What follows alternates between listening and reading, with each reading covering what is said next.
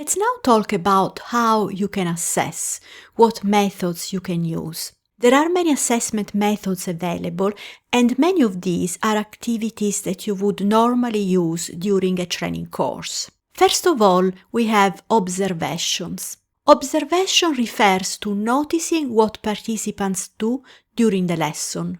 This is useful to assess practical skills, behaviors, or interpersonal skills.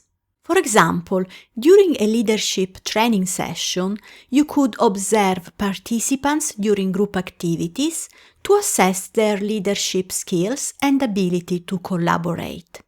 Another assessment method is questioning. This means simply asking questions and evaluating the participants' answers during the training session.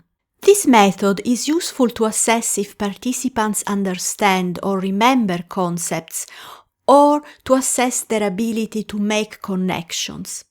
For example, something you could do after presenting a concept is asking participants questions about the topic you just explained to check if they understood it and how well they can apply it. Another method quite often used by trainers is discussions. This means facilitating group discussions or whole class discussions. Discussions are helpful to help you gauge the level of understanding of your participants based on the ideas they generate. For example, during a training on conflict management, you might run a group discussion about how to handle specific conflict situations. Case studies are another widely used method. They are useful to help you understand the participants' ability to apply their knowledge in real-world scenarios. For example, for a business management course, you might provide a case study of a company facing a crisis and ask participants to analyze the situation and propose a solution. Then we have quizzes. A quiz is a quick and direct way of assessing basic understanding of facts and ideas. For example, at the end of a lesson on basic first aid skills, you might give your students a quick quiz on the key terms and concepts. Problem solving is also another good method, and it consists in asking people to solve a problem.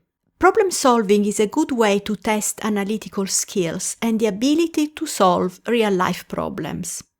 For example, during a technical training session, you might present participants with a problem, such as a piece of equipment that is not working, and then ask them to fix it. Presentations are also a very useful method to assess your students' understanding. Presentations are useful to assess deep understanding or the ability to create something new.